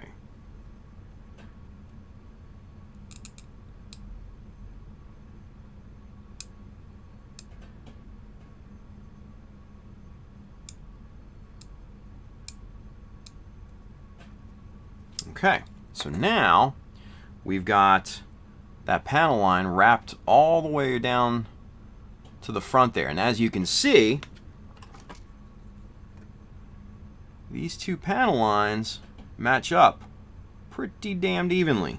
So that's a good thing. That shows you kind of the accuracy of everything, right? And that's essentially what we're chasing, is the accuracy, because we want these things to look like they've been engineered by professionals, right? By actual people with degrees and AutoCAD and all that stuff, right? So accuracy is damned important. All right, so let's get this side sanded down so we can get rid of the pencil marks and everything, and then you can see how that line really looks, because we got the sanding dust in there, so you can see the accuracy of it, right? Nice. Nice. And then the same thing on the other side here.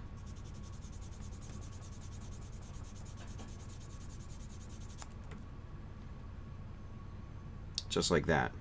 Now, the way for this piece to tell if it's symmetrical or not, because this plastic piece right here, you've got that little corner coming through the top there. We spin that over, and we sanded this down a lot, but you can just barely see the corner pop through that side here too. Just barely. Little hints of it, right? So that's what we're getting after. That's what we're getting after. That's looking good. I like it. I like it. Now, this here is going to be the front, right?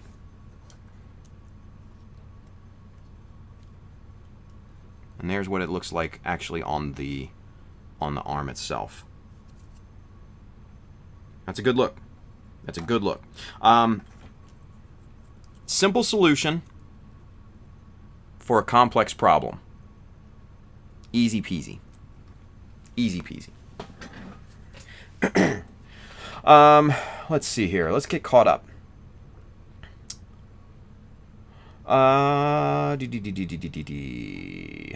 Terry T says new t-shirt. Got jig? I don't know, man.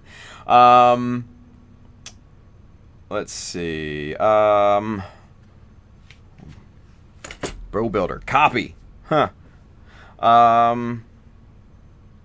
Brandon says, ever thought of making an adjustable jig like the one you made tonight, but the center brace is movable into different notches? Well, you know what? Ruslam kind of sums it up right there. Making one that moves reduces the inherent accuracy of the jig. Yeah, pretty much. And honestly, something like this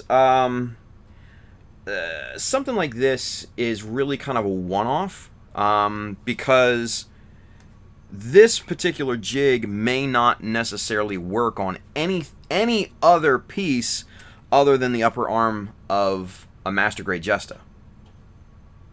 It just may not, right? So these types of things, these jigs that I make are usually custom one-off pieces. Where's the one? Where are the plugs that I made? Because those are highly one-off pieces. And then right here, this scribing jig is an absolute one-off, because this was a scribing template that I used for the knee part right here, right?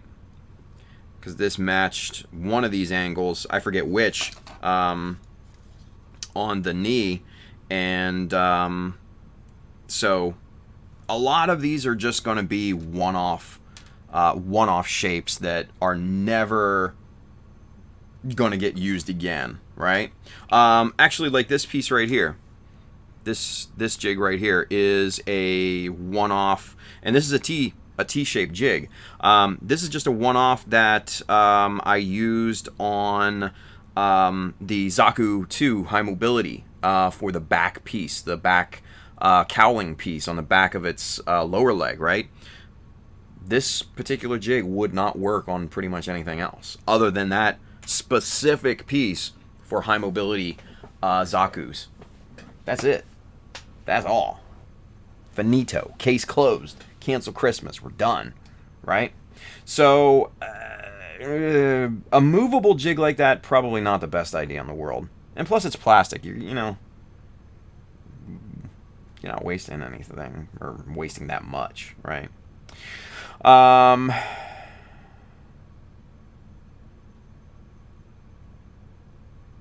Let's see. Ruslam says, I use clear overhead projector sheets to make templates. That's a pretty good idea. I still just use the good old 3M frosted Scotch tape. This stuff here. Because it's got sticky on it. Got an adhesive side. And then you can just draw on it and go to work. Get work done. Right?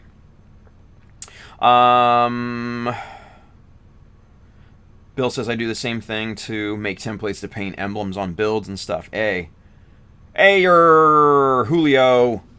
Mr. Clippin' Nubs, he's in here. Brandon says, I'll have to find some would be cool to print on them and use that. Hell yeah. Julio says, what up, fam? What up, Julio? I missed the whole show. Yeah, you did. What are we doing? Sleeping? Killing me, man. You guys all carry a piece of me. Well, you're carrying my ass. Thank you, Julio. I think it sounds like Julio's feeling pretty good right now, right? That's what it sounds like at this point. Z says, I went to left pinky. Nice. I thought we weren't supposed to tell anyone. Julio says, I can't keep secrets anymore. We in the end days. Nice. Jesus. Yeah. So much so, right? So much so. Anyway. All right, so let's do one quick thing on this arm here just as a last step for the night, and then we're going to call it finito. Let's get zoomed in super duper. And then what we're going to do is we're going to use our standard L-shaped scribing jigs. And you've seen me, you guys have seen me use these before. These are just, L-shaped. I've made them in a bunch of different widths based on the different widths of strip styrene that I get from Evergreen. So I've got them in like 1 millimeter, 1.5, 2, 3.2, 4, 4.8, and 6.3 are the varying thicknesses of plastic strip that you can get from Evergreen, right? So this is a 4 millimeter L-shaped scribing jig, and I think that's going to be a little bit too much. So we're going to look for the 3.2 over here in this mess, and here it is. So the way that I've designed these is this is a standard, this top piece here, this is the catch plate. That's a standard 4 millimeter thick styrene sheet, but then the lower part here, this is 3.2, so when you put this on a piece kind of like that, this comes down perfectly 3.2 millimeters from the top of the actual piece, right? So what we're going to do is we're going to make a notch here, right? We're going to use our 0.3 millimeter, and let's get to work on this thing here. And you just hold the scribing jig in place just like that with your thumb, and then you can come in here with your chisel, and you can just scribe in your notch. Pretty simple stuff. Now, the thing with this, you gotta clear out the panel line, the dust and everything that's in there, because that will cause ramping. And for those of you that are unfamiliar with that term, that's a term that I coined to describe the phenomena of when a bunch of plastic debris gets caught up in one of your panel lines, and it causes the chisel to basically ramp. It forms a ramp, and it jumps out of that line, and then it kind of scratches your surface or mars it or whatever. So we don't want that. We want to avoid that, right? So clear out the debris from the line, and then that will make scribing this notch that much easier for you. All right, so we've got the shape of the notch. Let's clear out some of the debris, the schmutz, as they say. Julio and Brian are probably familiar with the Yiddish terminology. The schmutz. Clear out the schmutz.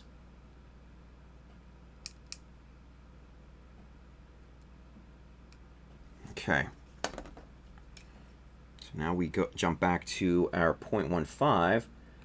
We just clear that debris out of there.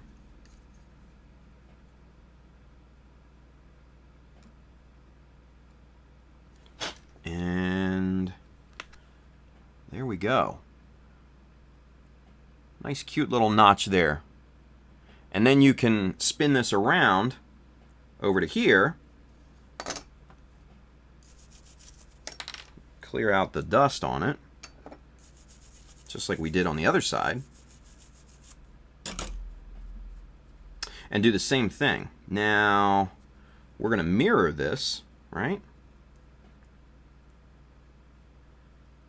So we're going to go in from the opposite direction.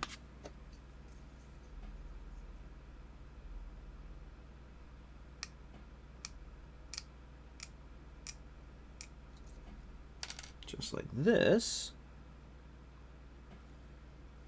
Oop, sorry.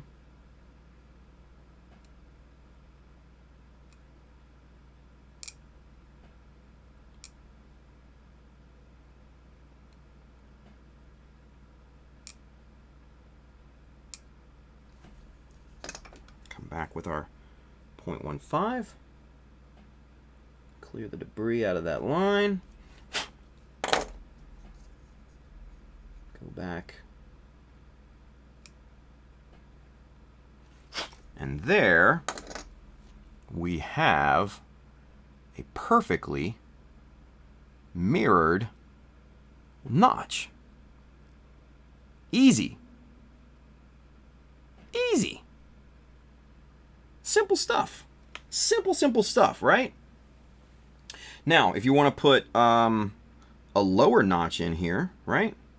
You come in with a much bigger scribing jig like this.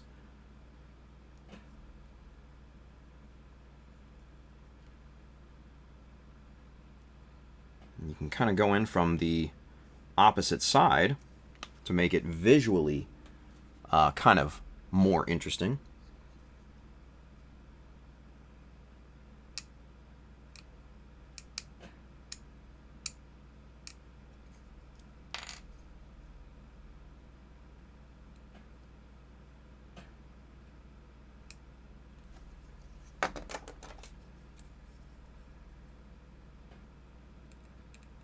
Now you can have these on opposite sides. You can have them on the same side. Whatever floats your boat. For this, I'm kind of feeling it, should be on the opposite side. I don't know why.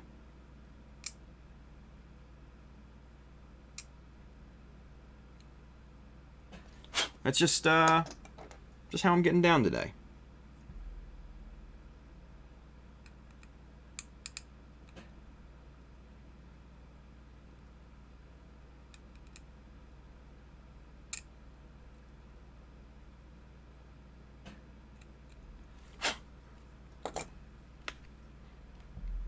And there we go. Notches on opposite sides. Simple stuff, really. Simple stuff. And there it is. Looks pretty good, right? Let's see it on the piece. Whoop. Whoop. Is this the... Nope. This is the front. So, there's what it looks like. Yeah. That's a pretty good look. That's a pretty good look. I dig it. I dig it. Woo, boy. That stream went quick, didn't it? Monday nights. Hey, now. Ultraman Dinah says, what type of...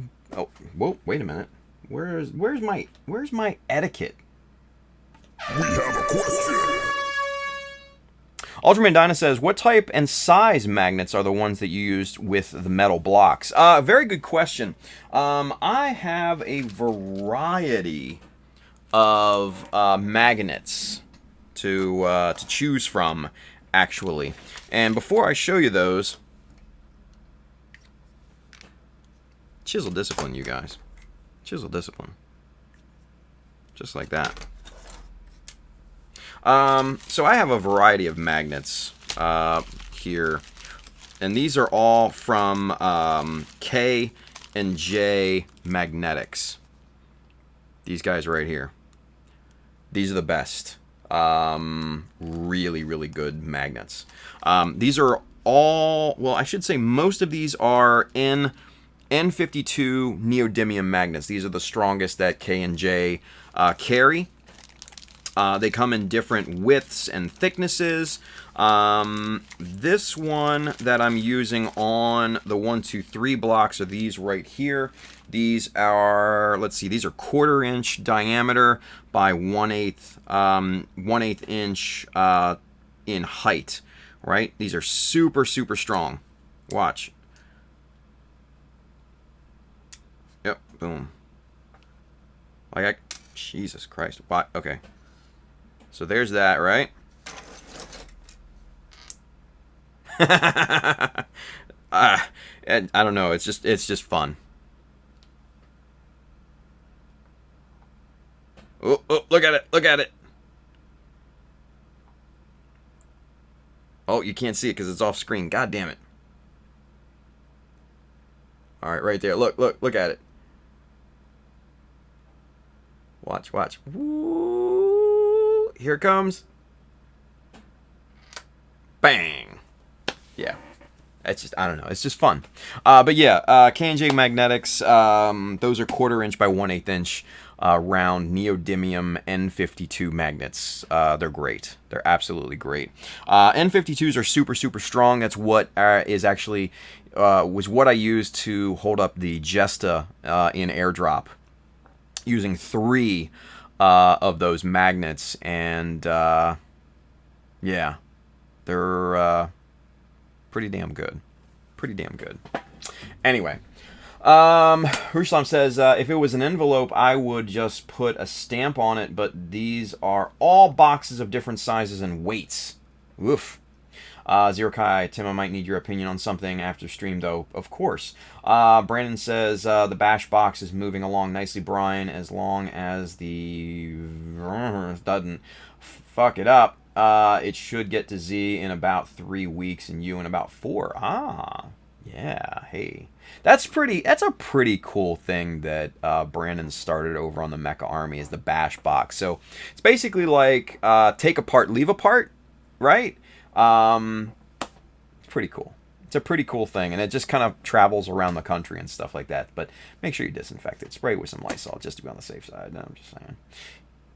Never can be too careful. Anyway, Pabby's over there. Chris Pabby. Hey, it has the same panel line detail inside, too. Okay. Brilbito says, looking good. Tim, thank you, Brian. Rusam says, welcome back, Pabby. Get to work, Pabby.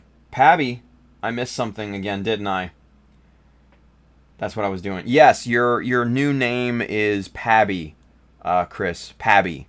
Fudabeoi came up with your new nickname, and that's what we will be calling you from now on, is Pabby. So, there you go. You're welcome. Welcome to the new world. Let's see. Yep, Ruslam says, yep, your new name is Pabby, or Pabby Cakes. Chris says, oh, well, all right then. Magnets are fun. Not as fun as May. Fun till May. That's official now, you guys. That is official. Fun till May is 100% official. Just waiting on the announcement.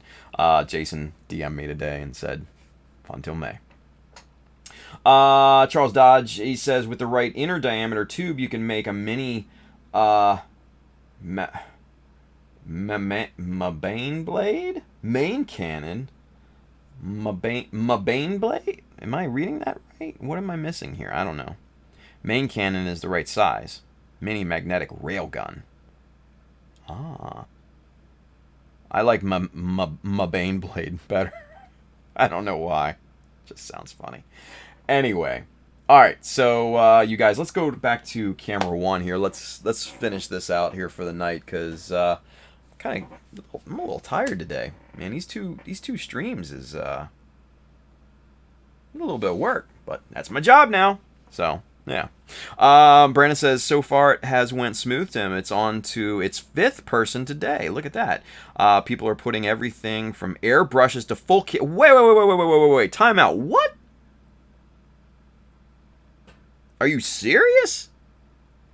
Like, that's crazy. Brandon says, way better turnout than I expected. Holy shit. That's awesome, dude. That really is awesome.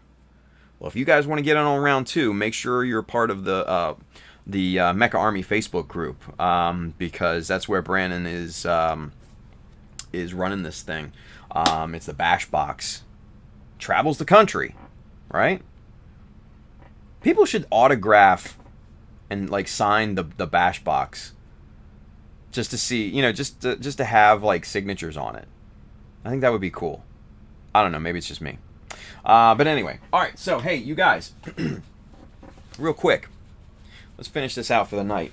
But hey, if you want one of these amazing, look at that, amazing Sinanju hats, right, with the added sleeve detail on the side, make sure you hit up www.chowdamecha.com, hit the store button up at the top. You will find this hat and many more on there, as well as shirts and prints and all sorts of other good stuff. I think they would probably make good quarantine presents. I think so. I think that's where we are now. Yeah. And you know what? I haven't even checked in with the Mecha Army Facebook group. Let's see if anybody's over there. Anybody commented? Yeah, look at that. Okay, so sorry guys. So Jack Ellis, Robert Cottrell, man, you guys are over there in the Facebook Army, and I'm totally sorry because I was watching YouTube comments the whole time. So I am sorry, you guys. But thank you for commenting and all that fun stuff. You guys are great. So anyway, but yeah, go get you a hat, right? Go get you a hat.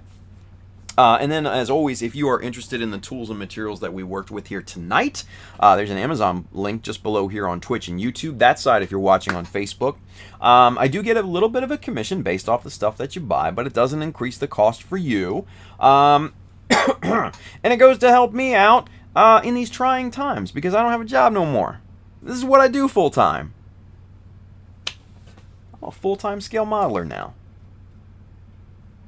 That's what happens when you get laid off, right? So, anyway, that's what we do.